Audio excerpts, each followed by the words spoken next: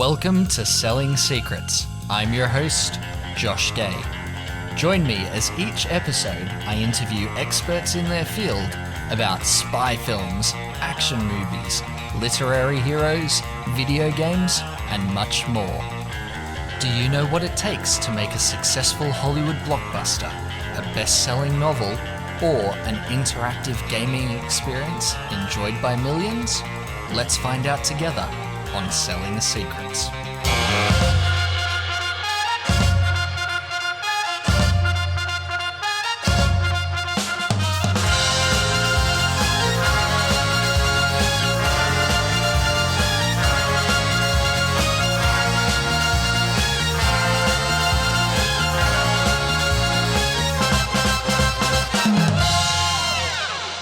Joining me today, I have a returning guest and friend of the show. It's professional romance and adventure author, Mr. Roland Hulme. Roland, thank you for coming back on the show. Thank you for having me. I can't have done too bad a job last time if you're having me back. Well, all the feedback I got from everyone who listened to that episode have hands down said it's one of the best of all the ones that I've recorded. So I had to get you back on because by popular demand, I think... it was a fantastic episode. So thank you for agreeing to coming back on. And today we're talking about, I think, a subject that's quite close to you, being a writer. We're discussing the new Anthony Horowitz book, With a Mind to Kill, and wanted to get your thoughts on the book as an author, as well as a Bond fan, and sort of dive into that a little bit more. So firstly, you've read the book, I take it. What were your thoughts on it? I have read the book. I read the book. It took me one day to read it, and I was on a flight to Paris, so I basically just read it constantly. And I did enjoy it. The thing that really struck me, even before opening the book, though, was it was the first book in a while I'd been really excited about. And I think that was all down to the Bond community. Because, like, everyone in the Bond community, as soon as it came out, they were posting, their copy of it. And it really built up a level of excitement I haven't felt for such a while. So, like, the day it was available, I ordered it, got it shipped by Prime to my house, and I was like, ooh, I can't wait to read this. And I think that was exciting. It's like there aren't that many event books these days. I call event books the books that you are really looking forward to reading. So I really felt part of the community by having it and reading it and getting to chat to people like you about it. It feels fun, and I think that's something that's been missing from publishing in general for a long time now. I totally agree with that. I mean, outside of some other authors like Jack Carr, who I follow, there aren't really those event books that come out and capture the community. And I guess having something like the James Bond name behind it is a big part of that. Obviously an author like a Jack Carr or a Matthew Riley, they have their own communities who follow their books, but it's not necessarily the cultural behemoth that James Bond is, right? I mean, that carries a level of weight to it as well. I think so, and I think one of the beautiful things about it, and maybe it's going to be especially prevalent with this book because the Bond community is such a big thing here, but I think Bond as a franchise appeals to so many different people, and there are 70% are only interested in the movies and 30% are maybe interested in the books. But I think a lot of people who maybe wouldn't have picked up a James Bond book before saw the level of excitement that was going on in the community and bought a copy and gave it a try. And the nice thing about that is they were reading Anthony Horowitz, and when we get into talking about it, it's like we know that they're getting a really quality product. Exactly, and having a big name like Anthony Horowitz attached to the project obviously will draw a big crowd to it as well, because he has such a following from his Alex Rider young teen novels, which I grew up with. I have all of them in the paperbacks. I've seen the movie. I've watched the 2 series of the show. But then he's also obviously written his mystery thrillers and obviously 2 previous James Bond continuation novels as well. So he has a massive following of varying ages. I'm in my late 20s, and there's kids who are reading him now who would probably pick up a James Bond novel who probably wouldn't have picked up Fleming, but because of him have picked up James Bond books, which I think is very cool. Yeah, I think the whole James Bond literary franchise is going to have a resurgence because of just how well it's been done. Anthony Horowitz, he's to me when we talk about writing, it's like a lot of people think writing's an art and it just comes naturally and stuff. But I think people like you and I know it's more like a craft. And it's like if you want to have a story, it's like building a table. You have your flat surface, and then you have your legs, and you put them on, and everything is joined together. And the art is how beautifully you put all of the ingredients together to make a finished product. But you still have to have the craftsmanship to make that product. And Anthony Horowitz is just a master at his craft. Absolutely. And especially with the James Bond books, his style of writing, he embodies Fleming so well. It's almost like reading what Ian Fleming wrote, except he has the weird contradiction of actually, I would say, being a better writer than Ian Fleming and having a more consistent quality and giving more thought to the coherence of the plots and things like that. I think Anthony Horowitz is the one criticism I have is he's almost too good. It's almost like an uncanny valley of you read his stuff and it's brilliant, but it's kind of it's difficult to separate the Ian Fleming from the Anthony Horowitz, even though they're both so different. Well, I know for this one, with his previous two books at least, he was drawing on and did use existing Fleming texts that weren't published, right? But this one was the first of his Bond continuation novels where Ian Fleming publication said, no, you're not using any more Ian Fleming texts. This is going to be an Anthony Horowitz book from start to finish, and you couldn't tell. I don't think you could tell the difference between if he used Fleming text or not. Yeah, and I think he read a lot from Thrilling Cities, which is an Ian Fleming book, which I think gave that. But I mean, talking about that, okay, so what was your initial impression from the book? Because I'd be interested to. I thoroughly enjoyed it. I don't think it's my favourite of his three. I really enjoyed the plot. I enjoyed how focused it was. It didn't hop around the world too much.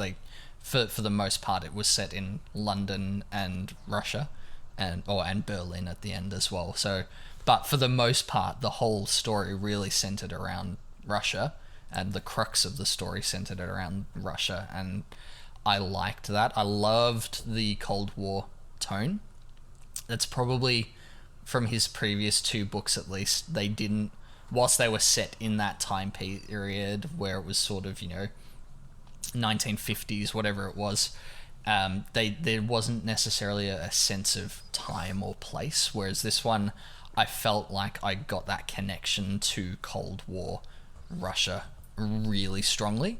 I think he really mastered that Fleming description of place and just creating the world around the characters. Overall, I thoroughly enjoyed it, and we'll get to the ending, but I really liked the ending, and I wish No Time to Die ended more like the ending of this book. I'm not saying it's perfect. It definitely has its faults, but I thoroughly enjoyed it. What about yourself? Well, it's funny because I would almost say it didn't have its faults, as in it was technically perfect.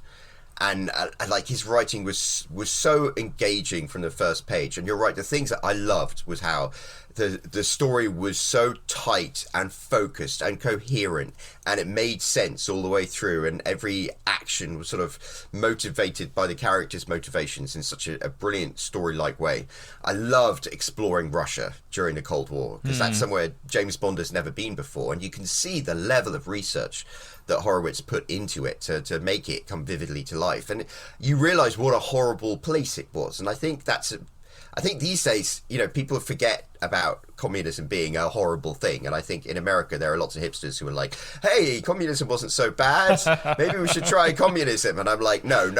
Communism was a thing that we tried, and it was really miserable." And I thought that was really beautifully brought to life, and I thought it was such a perfect situation to put James Bond into, because James Bond we always equate with luxury and decadence and stuff, and here he was in the middle of Soviet Russia, which is the complete opposite of that. Yeah, absolutely. I think the book was technically perfect. I would say it's flawless, but like you, it wasn't my favorite Horowitz book, and I thought I think reading it, it's kind of a downer, and we can talk about the ending later. But the book all the way through is kind of a downer, which is an interesting way to take it. From the end of The Man with the Golden Gun, we just did the James Bond book club about that. That ended kind of on a high note. It was like Felix and James Bond in hospital being like, oh yeah, that was great. Now we'll get back to London and then we'll have our next mission. And I kind of felt upbeat with that. And then it immediately goes to James Bond being, you know, quite depressed and focused on the vengeance angle, but also going into like this impossible situation. And I think as it got on, he became, you know, darker and darker. Until that ending at the end, which we will have to talk to, which I thought was brilliant. I mean, I didn't like it because I'm a person who likes happy ever afters and stuff like that. But it was a brilliant ending. It was just like perfect. Absolutely. So I'm going to be very honest. I haven't actually read the book. I've listened to the audiobook. Ah, so no, I got you there, cheeky. I 100% count audiobooks as reading though, and it's like I think they're great. Now, who read this one? It was Roy Kinnear. It was Rory Kinnear, yeah, and he was fantastic. I know he definitely narrated one of the Fleming ones as well when they did that celebrity narration series, and man, he's so good. He was so underutilized as Bill Tanner in the films. Like his characterizations and voices are so captivating in the audiobook, and I highly recommend people who aren't necessarily readers or who don't have the time to read like I do. I live a very busy life. Hello, sorry, I've got my cat who's just decided to I saw your cat doing loops around you. Yeah, like I live a very busy life, and I am on the road quite a bit for work. You know, I drive out to see clients. I'm driving out to the middle of Gippsland here in Victoria on Monday, which is an 8-hour return trip. So bloody hell. My thing is audiobooks. So whenever I'm not reading, I'm listening to audiobooks because that's how I consume things these days. You know, you can whack it on in the car, you can listen to it while you're cooking or mowing, and I tend to find that's a really engaging way to consume media and consume books for someone who physically may not be able to sit down for an hour a day and actually flick through the pages or go through a Kindle. Yeah. Long story short. No, when I did The Man with the Golden Gun, I read the book and then I listened to the audiobook, and I really enjoyed that experience. So who did that? That was Kenneth Branagh, wasn't it? It was, yeah. And he his James Bond wasn't that interesting, and he did this Clint Eastwood style for Scaramanga, which was interesting because I would have gone more like Lee Marvin or something, but it was great and I really enjoyed it. And just as you said, I was able to potter around the kitchen and do the washing up and stuff like that. From an industry point of view, audiobooks are the future. They're exploding right now. But Audible is the best thing ever. Thank you, Amazon. Yeah, absolutely. $12 a month and you get the credit. I have so many credits stacked up, but it's like, that's amazing. You get world-class professional audiobooks that you can listen to and you keep forever. It's like all these YouTube videos sponsored by Audible. It's like Audible is the bomb. Absolutely. Right. So we've digressed. Yes. Let's talk. All right. So let's go back to the story of the book first. So obviously, as we've already alluded to, it carries on from the story of the Man with the Golden Gun. It's a much more contemplative tone, I think, compared to the Man with the Golden Gun. You know, it's Bond at the end of his career, and basically, short synopsis of the book: M is dead, but M's not really dead. It carries on directly after Bond has tried to assassinate M in The Man with the Golden Gun. Unsuccessfully, Bond was brainwashed, and so he's reprogrammed, and we don't see the reprogramming to back to normal in The Man with the Golden Gun. So they've delved into that how do you fix a broken man angle in this one, and then once he's fixed, he's put on assignment to go back to Russia to the people who brainwashed him, Colonel Boris and returning General Grozboyshikov, I can never pronounce it properly, I think it's From Russia with Love, who he foiled in that plot as well. And he has to go and take down the new emerging Russian villains. And he heads off to Russia, and he meets the beautiful psychotherapist Katya Leonova, who's the main Bond girl for the book. And I won't give too much away, but it's a bloody good read. I'm really impressed with the accuracy with those names there. Thank you. Can you imagine poor Anthony Horowitz? He was sitting there and he's like, okay, what characters do I have for it? He's got Colonel Boris. It's like all these wonderful Russian names, and then it's Colonel Boris. Because you can tell Ian Fleming was like, need the name of a Russian bloke. Okay, Colonel Boris. But then you've got Grozboyshikov, which is just the most outlandish Russian name ever. So what did you think of the story overall, though? I think it was brilliant, and that to me is where a thriller is made or broken, is the story. Ian Fleming didn't always write coherent stories, and they didn't always make sense, like Goldfinger, just the whole idea. He kind of wrote himself into a corner and then finished it. And I would say even the Bond films, No Time to Die, I watched that with my dad, who's 85, and he's pretty sharp for being 85. And halfway through, he was like, I'm not completely sure what's going on here. Because, they have very complex plots. I think what the strength of With a Mind to Kill was, it was a very simple, straightforward plot. And it was also motivated by a really... James Bond was pissed off because he'd been brainwashed and he knew it was a dangerous mission, but it gave a real motivation for him following through with it, rather than the normal thing if M just says, here's your assignment, go off and do it. So I think the whole storyline was really, really strong and coherent, and it was like the skeleton that the whole book was built on. Absolutely. And what I liked about it as well, speaking about the briefing sequence, is that can they really trust Bond? He's put in the room with M and Tanner, and I can't remember the character's name now, but he's a psychotherapist from the UK, and the psychotherapist... Oh, CC. CC, thank you. I kept picturing Andrew Scott in my head because it was CC. This bookish psychotherapist who reprogrammed Bond, and they're basically saying, is he fit to go back to the UK? And CC's saying flat out, no, he's not. But M trusts in his agent in a way that I think Judi Dench trusted in Bond in Skyfall, and sent him into the lion's den. And I really liked that Bond isn't at his A game in this. He's broken.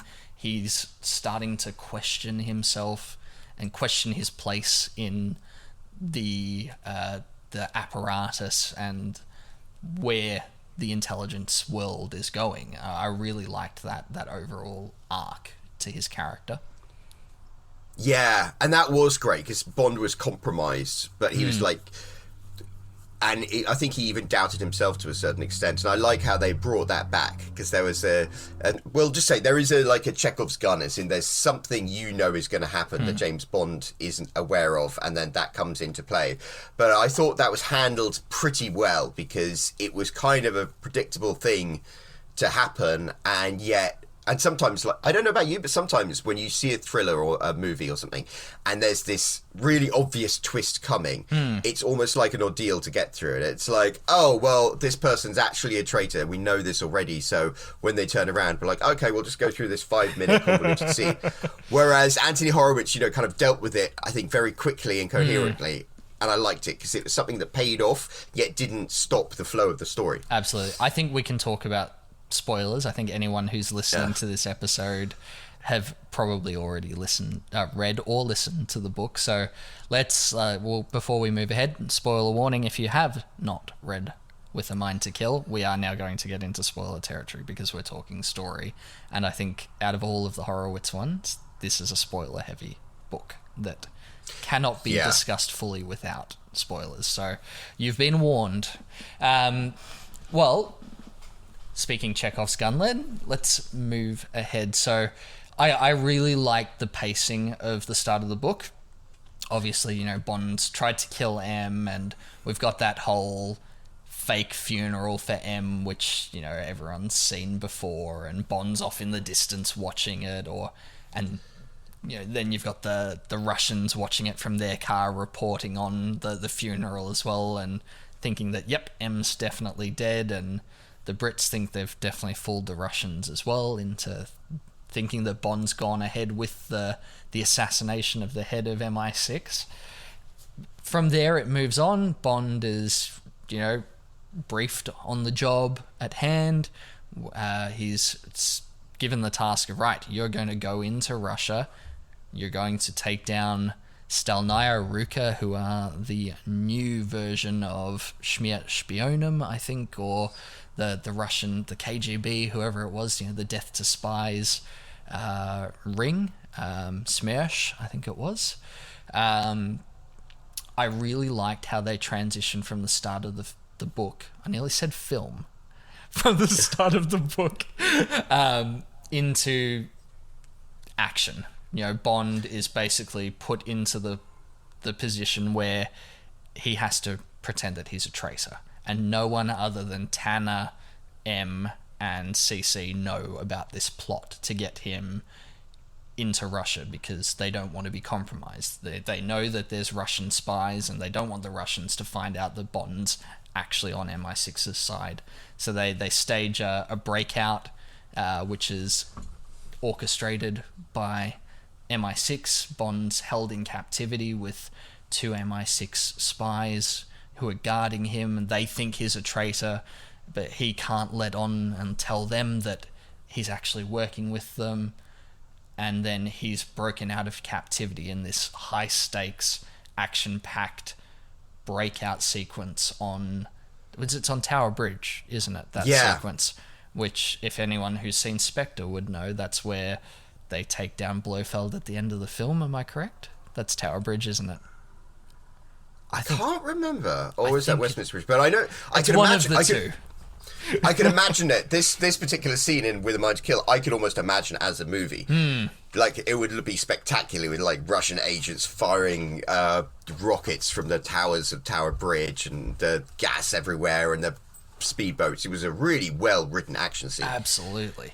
And I like the fact that Bond's put in the position where he has to choose whether he saves the agents from being murdered by the Russians, or, as we find out, they're actually IRA operatives working for the Russians.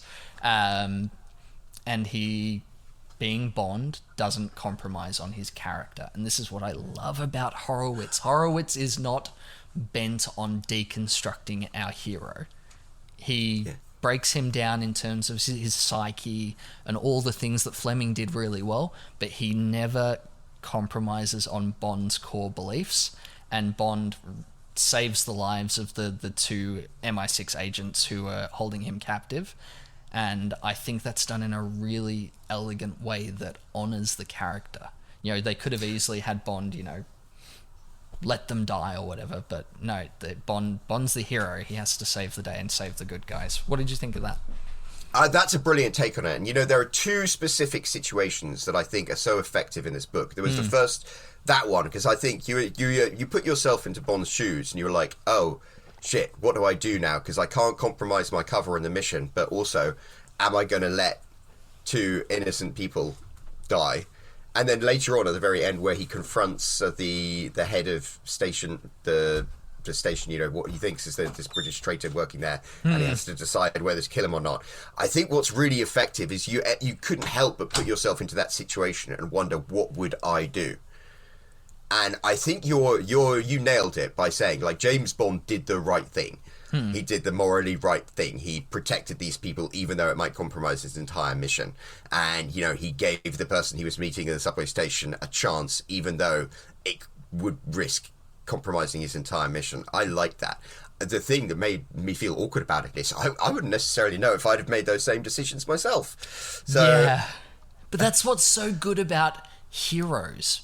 We know that James Bond will, save for No Time to Die, James Bond will always do the right thing, kill the bad guys, save the innocent, and win the day.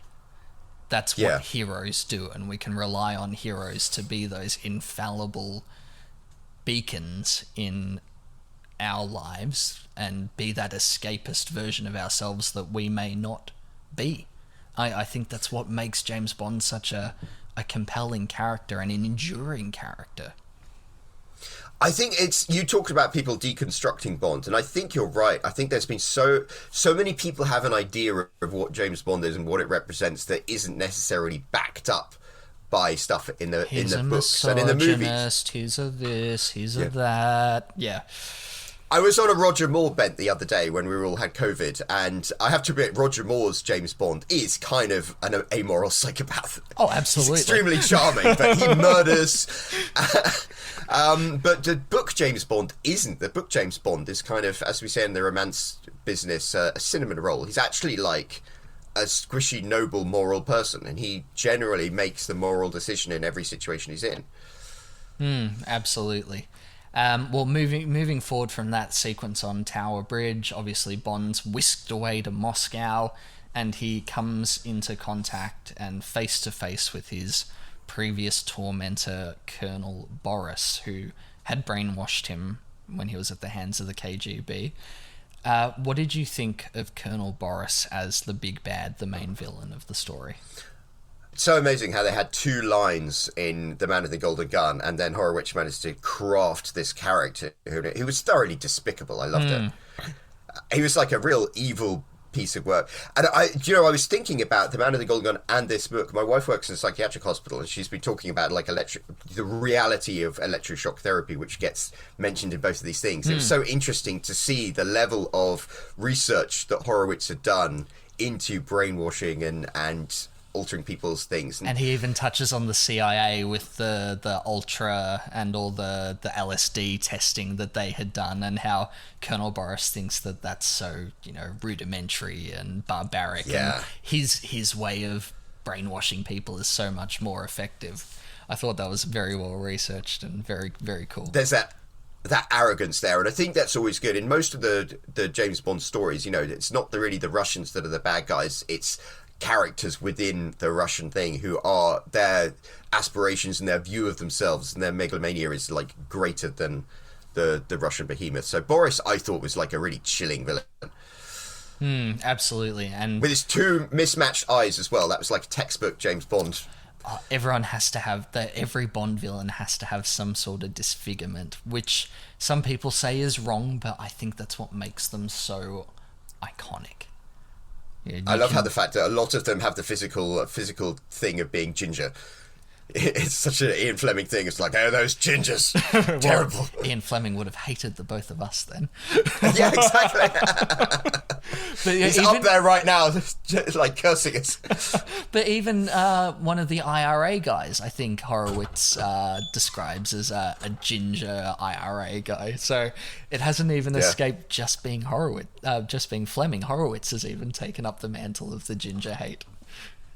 And I thought having the IRA in there was absolutely historically accurate, because those things, the IRA had links to the Soviets. They were very active in the 60s and 70s. It was a bold move though, because I know in America there's kind of like this romantic view of the IRA, and there's going to be a big American audience for this book. Well, it's interesting though, because there hasn't really been many American films that touch on the IRA. The only things that I can really think of off the top of my head, at least, would be what's the Tom Clancy one with Harrison Ford?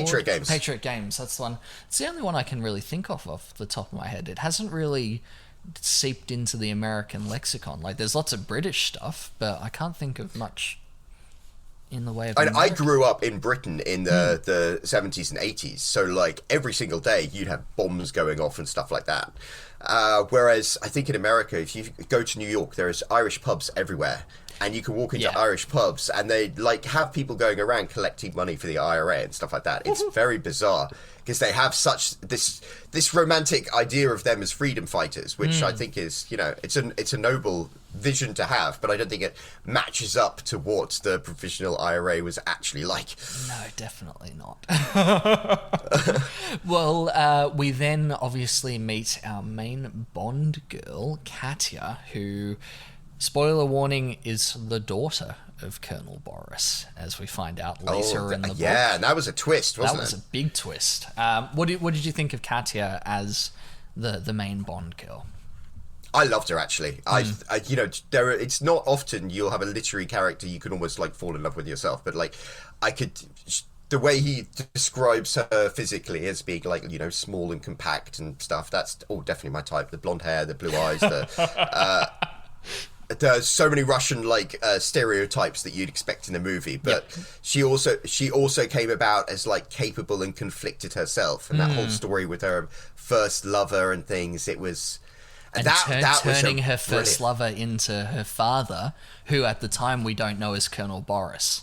And then there's that twist at the end where it's like she turned him into her father knowing that he would probably get tortured by her father. Like that... mentally broken, basically. Yeah, which... I mean, you talk about the Russians not being the villains, but that whole ideology of turning in people who were against the Russian government... is such a despicable thing. So she's not, you know, the damsel in distress. Like, she's done some pretty dark things herself. Yeah, and you're right. I really appreciate the way Horowitz didn't back off from that. He was just like full on, okay, let's talk about what life was really like in communist Russia. And it was, you know, people were brainwashed and would hand over their most loved ones for the perceived crime of reading poetry that, you know, wasn't sanctioned. I mean, it was horrible. Yeah, I think she was broken right from the very get-go because she had done this. And when writing, there's always this thing where you can tip something too far and make a character irredeemable. And I think what she did, you could sympathize with it and have empathy for her, but she was kind of an irredeemable character when you discovered that's what she did. Absolutely. And my only issue with her as a character is something that's probably I have an issue with quite a few of Fleming's creations and women, and this is going to sound very crass, and it's a term that's thrown around quite a bit. She is the type of Bond girl who is cured by the magic dick of James Bond. Yes, I think that's absolutely accurate, and I think that is an accurate complaint about Ian Fleming's books. I think that was kind of a prevalent thought process in Britain during that time. I know my mother has been like, oh, what she needs is a good roll in the hay.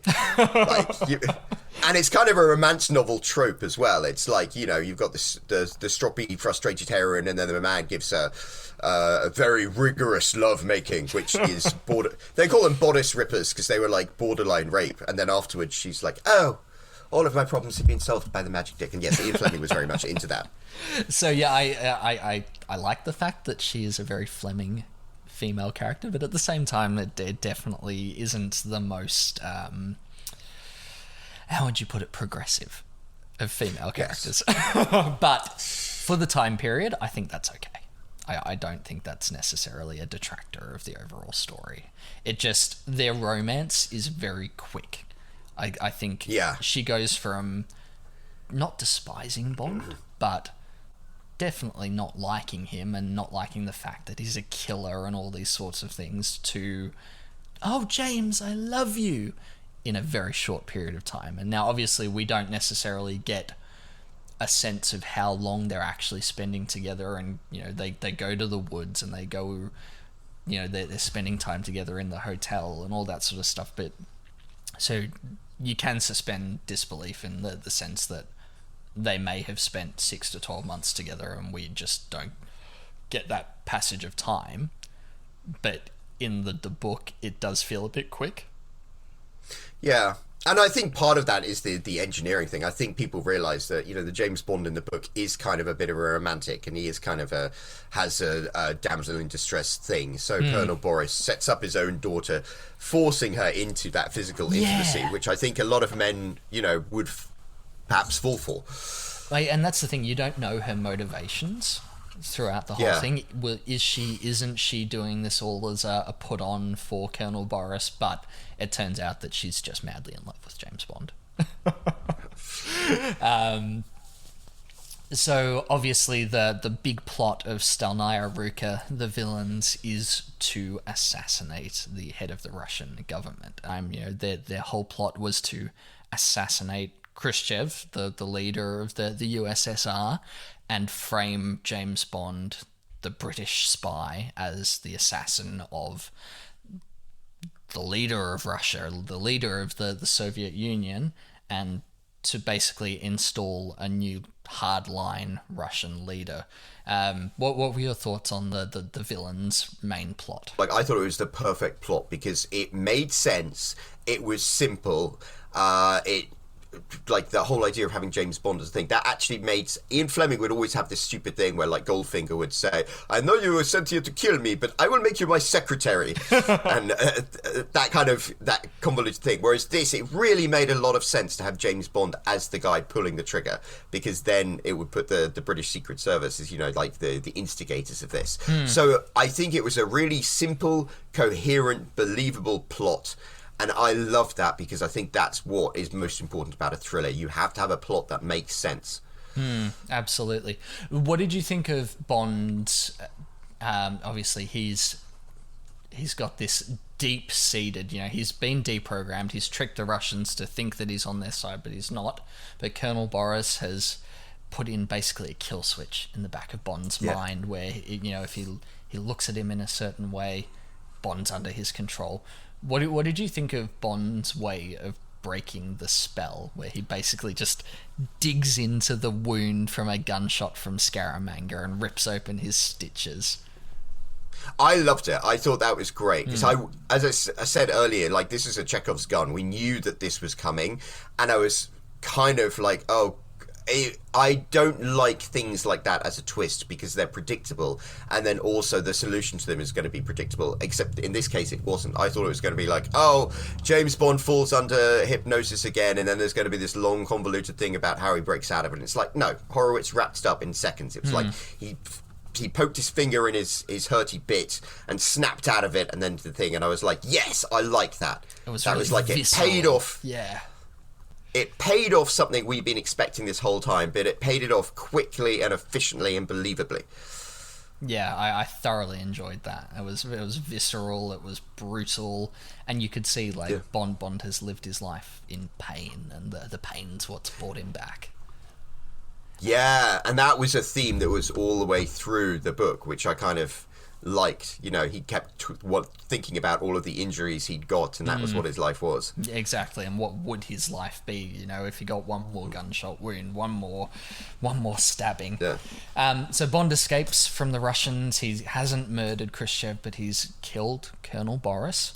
Now he's escaping, and he's linking up with the Russians. He doesn't know if the Russians know that he's broken from their spell yet, and he gets ambushed. Katya tries to warn him, but unfortunately is gunned down in the street. Quite a tragic end for the character. I thought she was going to make it out. Like, I know you said she was irredeemable, but I thought she was going to make it out. I thought she was going to make it out, and they were going to end the book with and then James Bond and her shacked up for a couple of weeks before he moved on. Basically, Pussy Galore 2.0. Yeah. But what I have to admit, I liked this scene because I could visualize it in my head as a movie scene. The alleyway, the light streaming down, her centered there, and then getting riddled with machine gun fire and the blossoms on her trench coat. I was like, I could see that as a scene from a movie almost in my head. So it was a tragic end to her, but I mean, yeah, she had a tragic life. I think that's the only way they could have ended her character. Realistically, without us, feeling a bit robbed in a way. Also, what's he gonna do? He's gonna sneak her across the border, and then they're gonna be on a train back to London. He's gonna be like, "Yeah, shot your dad in the face. Do you want a shag?" But I mean, she was flat out, and when she found out that Bond hated her for what she had done, she was like, "Yeah, I don't expect you to live with me. We'll go our separate ways." So I even thought that might happen. Like they'd get across and they'd just go their separate, almost a bit like Camille in Quantum. Like, you do your thing, I'll do my thing. You've saved me from a life of hell. Thank you. Goodbye. But they had respect for each other in Quantum, Yeah. whereas, like... And I thought they were going to go through the romance trope of James Bond and her meet up, and on the way back to London, he's like, oh, you know what? You might have given up your boyfriend and turned him into a vegetable, and your dad might have been a mass-murdering psychopath who warped my brain, but I forgive you because you're pretty. And I was almost dreading that. So, to me, it was quite satisfying to not have to go through that trope of him forgiving her. He hated her, and I think that was the right thing. But I do like the fact that even though he hated her for what she had done, he did feel remorseful. Like her last thoughts of him were that he hated her. I liked that. I liked that look into his psyche as well. Yeah. So obviously then moving on from there, Bond has escaped the Russians and he now needs to get across the border and across the Iron Curtain. And he's, smuggled by, East Germans, working for the West through their various networks. And it all culminates in what I think is one of the most incredible climactic sequences in all of James Bond literary history, where he's crossing the bridge and you don't know what's happening, and then people start shouting, his gun's being cocked, or he doesn't know if he's hearing guns being cocked, and then fade to black. Yeah. I thought that was masterful. It was a real, Horowitz knew this was going to be his final book, and he really did just, hammer in that last thing. It's like, this is where I'm leaving it. And it was, I think, a very appropriate way. As I said, I like my happy ever afters. But if you had a happy ever after, then I don't think it would have been as satisfying, I guess. I don't know. It's almost like the end of No Time to Die. But you're right, I loved it because it left it ambiguous. And there's not going to be a promise. I don't think whoever writes the next James Bond book is going to continue from that point. They're going to start fresh and make it their own thing. So just like Craig had his 5-movie run, I think Horowitz's 3 books are the Horowitz verse.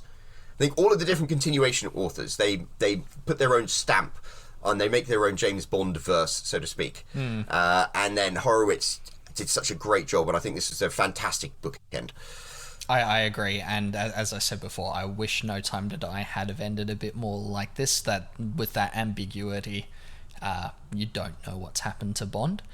I do kind of wish that there was an epilogue to this. I think, having not read the book, so I haven't seen, the back pages of the novel or anything like that, the audiobook ends abruptly. There's no epilogue, there's no interview with the author or anything like that. It's just done. And I kind of wish there was just something to... You've just, been hit by a bus, basically, with this ending. You're like, what the fuck's going on? It would have been nice to have something to sort of ease you out of it. What are your thoughts on that? Yeah, in the book there was an author's notes sections, which was kind of interesting to go through, but it wasn't a payoff like that. But it was. I think that was it. It was a deliberately abrupt, ambiguous ending. And I almost hate Anthony Horowitz for forcing that on us. It's like, okay, I'm done with it. You're stuck with that. Bye. But that's good. I like it. I really like how he ended this book. So. Overall thoughts on Anthony Horowitz's With a Mind to Kill? There are two sections. If we go back and visit, there were maybe the sections I had problems with, which were there was a situation where James Bond's they were going to send that gangster from The Man with the Golden Gun to identify James Bond, and I was like, he doesn't see this one coming. How is he going to get out of it? And it's like, oh, that little old lady who sits there endlessly at the end of the corridor is actually a British agent, and they actually managed to get someone to who looks like James Bond. And I was like, that was a really, really tense situation coming up, and I was kind of like, it was a bit too convenient the way he got out of it. Yeah, definitely. That was probably one of the weaker points for me. But I do like how Katya was with him when that happened, and the penny drops for her. And I have to admit, I thought about it very hard afterwards. And if that had happened in a movie, I would have bought it. I would have bought it completely. Yes. Whereas in that book, I think it just didn't come across as that. And the other bit was where he has to meet who he thinks is this British agent, and he has to assassinate them and shoot them in the heart without saying a word. And just as you said, that was like a moral test. So instead, he does the right thing and tries to warn this person, but it turns out it's a trap, and that person tries to kill him. And I liked the whole way he got over it. It's like, if I just kill this guy brutally and pretend we didn't even speak, then maybe they'll buy that I'm a merciless killer, and they did, and that worked. But I was kind of like, we're so used to everything being observed these days. The idea of just go off into that subway, kill the person you see here, and then come back, and we're just going to sit here in the car and wait and just assume everything is going according to plan. There's no security cameras. There's no guy down the other end of the platform watching. Or even for 60s era technology, you could have a microphone there so you could hear it and they would have heard. So that stretched my belief. Yeah. So, and Forever and a Day, which is the previous one, they had a scene where James Bond was going to get acid thrown in his face, and then he actually gets out of it. But that made sense. I read that and I was like, that's a satisfying way for him to escape that predicament. Whereas these two, it seemed a little too... But maybe I'm just being cynical. No, I agree with you. Those were probably the two weakest parts of the book that I sort of struggled with a bit. And I agree with you. That part in Forever and a Day was masterful. How he led up to the what you think is being acid thrown in Bond's face, and you're like, well, how's he going to get away with this? It's his first mission before Casino Royale. He can't be disfigured. What's going to happen? And there's all this tension building up to it, and then the release is so well done. It didn't feel convenient, whereas these did. Yeah. But I mean, maybe that's because we're used to Anthony Horowitz writing world-class, top-tier thrillers. So we have a... Potentially. Speaking of Anthony Horowitz, world-class, top-tier thrillers, and Forever and a Day, where does With a Mind to Kill sit for you within the Horowitz trilogy?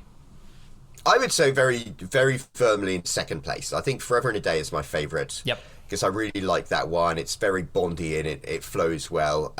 This one I think is technically pretty much perfect, but I didn't enjoy it as much just because the tone was a bit more of a downer, and I think it made sense. And it's like that. I can't really criticize that. It's like, if you go to an ice cream parlor and they give you cherry ice cream, it can be the best cherry ice cream in the world. I just hate cherries, so I'm not going to enjoy it as much as chocolate.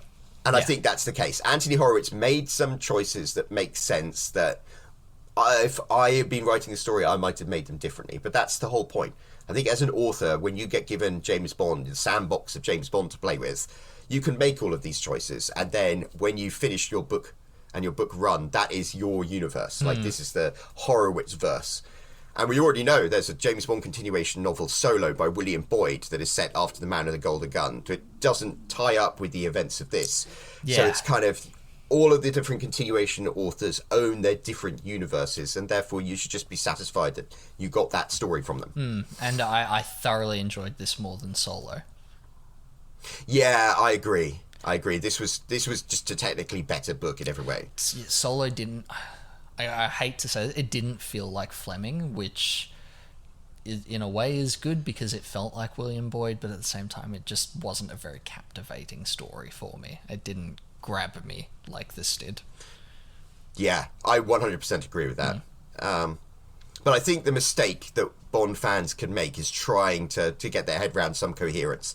It's almost like the movies. The movies, they all exist in the same universe except they don't, and they're And then you end up with the bloody codename theory, and how's James Bond? Well, he's dead, but how's he survived it? Well, no, he's dead.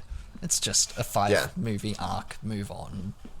And then we just go... and then we go into a different universe. And I think the Marvel idea of the multiverse, I think, is going to work in James Bond's favour, because you have all of these different verses. So we're going to end up with, all the James Bonds in Disney-style CGI pointing at each other like Spider-Man.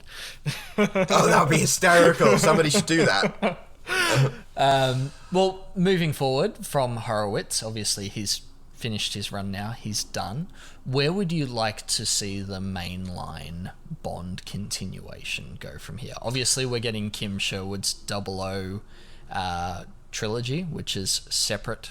Well, I'm going to say separate to the mainline Bond story because it's focusing on different characters, even though Bond is the center of their universe as such. It's set in modern day, so it's definitely not in the Horowitz timeline. I'm going to say that's not the mainline Bond stories, though, because it's not focused on Bond himself. Where would you like to see that mainline Bond story go next, now that Horowitz is done? Yeah, I think, theoretically, I think what they're doing right now is the perfect solution. Because one thing I will say is, I'm a bit at Bond overload with the literary Bond. This was perfect. This was With a Mind to Kill was like a brilliant book. It was technically perfect. It was a new installment that really, really feels like it belongs. But I'm almost like, okay, where do you go next with this? Maybe we need to take a break for a bit. And that's why James Bond is missing. And so Kim Sherwood has the opportunity to create her Sherwood-verse, which is her own take on the James Bond universe and the James Bond characters, playing in her own sandbox. And I think in some ways we need to have our James Bond scratch itched, but at the same time I think maybe we just need to give James Bond a rest for a bit and let everything reset, so when we approach the James Bond franchise again, it can feel fresh and exciting. But I think they've kind of started to get themselves into a difficult situation. It's like, what do you do? Are you going to have another really solid author come and write more period James Bond books interspersed with Ian Fleming's books? Because I'm like, that's starting to get to be very well-worn territory. Yeah, I agree. I don't think you could go down that same route where they're different chapters that are with, before and after different stories. I don't think you could do that. You could definitely still do one that's, set period. Like some of the comic books, the Dynamite comics, which are set period, and they have nothing to do with the Fleming books. I think you could probably go down that line if you were to go period. But yeah, I agree with you on that point. Yeah, and I mean, it always depends on the quality of what is being put together. It's like every time I'm like, oh, that's been done to death, and they do it in a new, fresh way. You're like, oh, it's interesting. But I really like the idea of us getting a palate cleanser in terms of what Kim's bringing to the picture. Well, this is going to be a bit of a left of field question, and we'll wrap up our discussion here. Outside of Kim Sherwood, outside of Anthony Horowitz, or anyone who has written a James Bond novel, and I'm sorry, I'm going to not include you as well, because I know you would say if there was one person who could write a James Bond novel, it would be Roland Hulme, and I'd be very very excited for that. But if there was one author working today who you would love to pick up the mantle after Anthony Horowitz and after Kim Sherwood, who would that be and why? I don't think I would be a good choice to write the James Bond things, because I enjoy writing my own stuff, and I think you get put into a very difficult situation when you're playing with such a big thing. I have an answer to that I wouldn't have even thought of a week ago, but I think Lee Child would do a bloody good job. Oh, you bastard, you stole mine. I went to Europe and was hanging out with my dad, and I was reading One Shot. And it's just, he, like Horowitz, is a master craftsman. He writes so succinctly. And the way he describes Jack Reacher is very much the way I would like James Bond to be described. And so, just from a technical perspective, he could write an absolutely barnstorming James Bond book without any question. He would make an absolute cracker. And I think it'd be really interesting as well, because he, with the Reacher books, he does go from third person to first person, and I think having someone who might write a Bond novel in the first person could be a really exciting look into the character's psyche that we've never had before, as far as I'm aware, at least. I have another option as well, because I know she helped with the script for No Time to Die, and that is Phoebe Waller-Bridge. Is she a novelist? I don't think she's a novelist, but she's definitely a writer. And she wrote the screenplay for No Time to Die. And I'm like, I think she'd get it. I want her to write the next film. I want her to take over the mantle from Purvis and Wade. I think she's the right person to take the films on.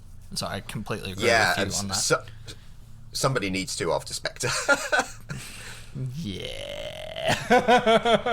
I'm just looking at my bookshelf next to me thinking, like, who else could take it on? And I'm looking at some of my favourite authors, you know, the likes of Matthew Riley. And as much as I love Matthew Riley, he could not take on James Bond. He's too much of a plot-driven, action-packed writer. Same with Chris Ryan and Andy McNabb. You know, they're not the caliber of writer that I think would be needed for Bond. Like, you need someone who, like Kim Sherwood, rides the line of literature and thriller really well. I don't think having just outside of Lee Child, I can't think of any other author working today who is just a pure thriller writer that could really take it on well. Yeah, and it's funny, I was reading Lee Child, and I was like, oh, this is what a good writer is. Like, this is what I want to be as a writer. So he, like Horowitz, is such a craftsman that, you know, it makes you very aware of your own inadequacies as a writer. But I think also there is a thing, it's like, do we really need another 60-year-old British guy writing a new James Bond book? Maybe it's time for someone new. I think with Kim, you know, Kim is a very different type of author, and they've let her play in the James Bond universe.